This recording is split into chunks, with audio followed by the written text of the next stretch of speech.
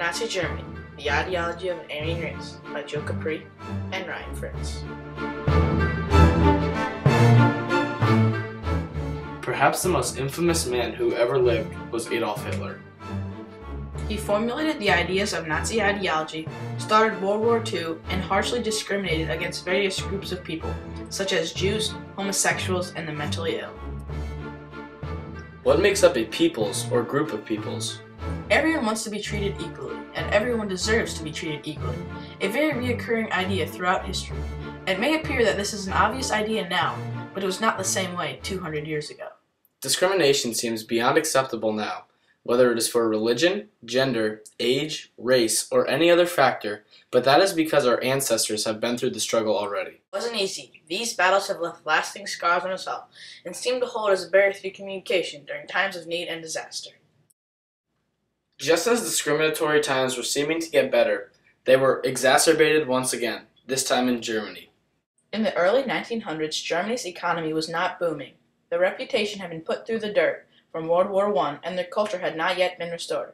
Not too often are genocidal catastrophes taking place in history, but they definitely do happen, especially when power ends up in the wrong hands.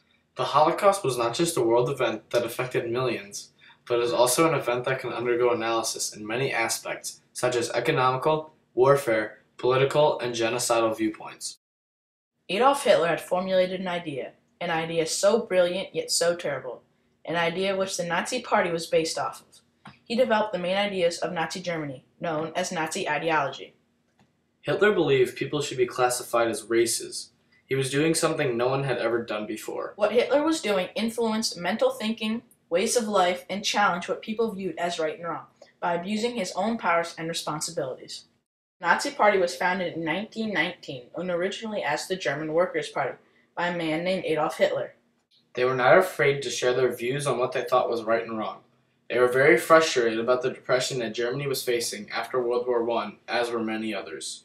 The German Workers' Party greatly supported German pride and were very open to their beliefs toward Jews, as they were anti-Semitic. By definition, anti-Semitism is discrimination, prejudice, or hostility towards Jews. The people of Germany were angry and impatient after the loss of the war, so blaming their problems on a minority group of people seemed like a righteous thing to do in their minds. June 28, 1919, a treaty was proposed to Germany forcefully by the Allied powers of World War I. This treaty was called the Treaty of Versailles. It was meant to limit Germany to having a standing army of 100,000 men and no more. In 1933, the German Workers' Party officially became known as the Nazis. The political party was really starting to become forceful and well known throughout Germany. In the same year it was renamed. Hitler was elected Chancellor of Germany during the same year, 1933, by President Paul von Hindenburg, leaving him second in command in Germany. Hitler now had a great deal of responsibility to guide Germany in the right political direction. Less than a month later, the Reichstag building was burned down on February 27, 1933. The Reichstag was the main government building in Germany, so the temporary destroyal of the building was a huge event. A group of people that really did destroy the building were never officially convicted, but Hitler and the Nazis blamed it on the communists. However, many believed Hitler himself sent out a large group of men to burn the building to cause early chaos. That rumor set off a prevailing red flag about their new ruler. The day after this crisis, the government gave new powers to Hitler in order to protect the country from exterior threats. The body of new powers handed to him were named the Emergency Decree for the Protection of the People and State. Therefore, some believed Hitler had voluntarily caused this catastrophe, seeking out power. A month later in March, the German parliament passes the Enabling Act, indirectly giving Adolf Hitler dictatorial powers as Chancellor. Hitler was abusing his rights governing Germany in an unprofessional fashion. On August 2nd of 1934, a drastic change of events occurred. President Paul von Hindenburg dies at the age 87. Hitler then became the president of Germany, and he quickly established his dictatorship. Hitler had absolute power. Now, as a dictator, Hitler is free to rule Germany as he pleases. He names himself Führer, or leader of Germany. He single-handedly violated the Treaty of Versailles, as he had hired so many soldiers that the army had reached 300,000 men by 1934. Soldiers were prepared to take any order of Hitler without any hesitation due to many years in the Hitler Youth Program, which they had all been through at a younger age. The Hitler Youth Program was similar to our Boy Scouts today, except the main idea was to establish Nazi mines. Hitler sought to blame many of Germany's problems on a minority group, that group being the Jews. As early as 1933, he set up the first concentration camp, Dachau, for Jews, homosexuals, doctors, the mentally retarded, and other social neglects. In the camps they were tortured, unhealthily worked, and often killed. By 1939, he had an army of 3.7 million troops, 37 times what the treaty had called for as a maximum, clearly breaking the responsibilities that the treaty had called for. On September 1st of the same year, Hitler invaded Poland, starting World War II. The Nazi soldiers were ruthless with their prisoners, treating them harshly.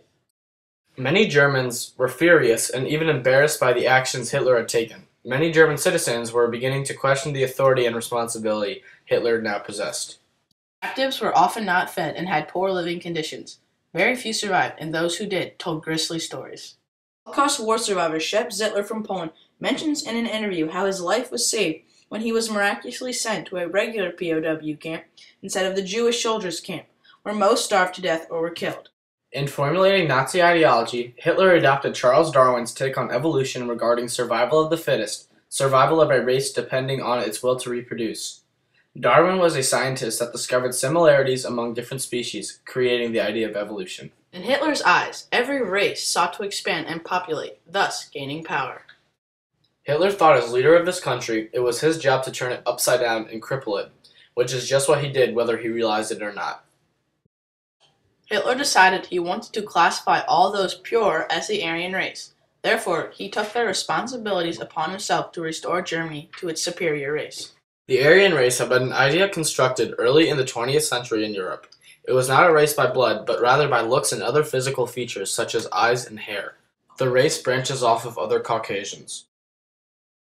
Hitler's requirements were blonde hair and blue eyes, despite not having either himself. He thought of this as a sign of superiority. Hitler had assumed power and responsibility to recreate his country strictly to the perfect Aryan race, correlating directly to Nazi ideology. But aside from that massive idea, he and his Axis powers were still trying to conquer the world. Had Hitler lost his mind? An ample crowd would say yes, but others would beg to differ. By 1944, Hitler and the Axis powers had now taken over more countries such as Austria, France, Luxembourg, and Belgium. They established concentration camps everywhere they went and specifically sent Jews to be vigorously worked or murdered. The most well-known concentration camp was Auschwitz, which had exterminated over 1 million Jews, famous for the Cylon II gas chambers.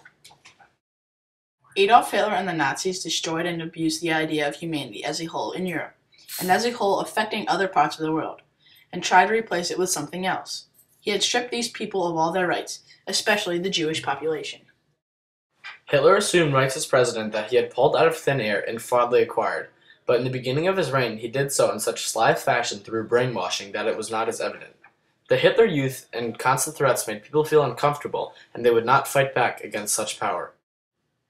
The war started to shape itself under the Tripartite Pact signed in the mid to late 1940s. Germany, Italy, and Japan were conjoined as one power to fight for the victory of this war.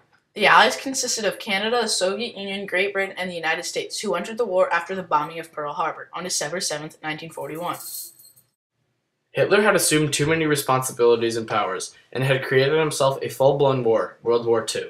However, the war in Europe ended with the capture of Berlin on May 8, 1945, a German defeat. Hitler, his party, and the world war he created all made lasting impacts throughout the world. The United Nations wrote the Universal Declaration of Human Rights, which was released after the Holocaust on December 10, 1948, as a result of the events that took place. Article 1 opens up the document saying, all human beings are born free and equal in dignity and rights. They are endowed with reason and conscience and should act towards one another in a spirit of brotherhood. Article 5 talked of how torture and degrading were not allowed, directly pointing out some of the wrongdoings during the Holocaust. Also, the Nuremberg trials were held by the International Military Tribunal, which sentenced 24 German SS soldiers to death. This act sent a fair warning for future European dictators. However, some people adored Hitler, and the fire and ambition in his belly to reshape Germany. But a change for the best? Perhaps not. Responsibility and power often ends up in the wrong hands, which causes dangerously unstable conditions and corruption. And here was another case, the worst ever in the world, Nazi Germany and the Holocaust.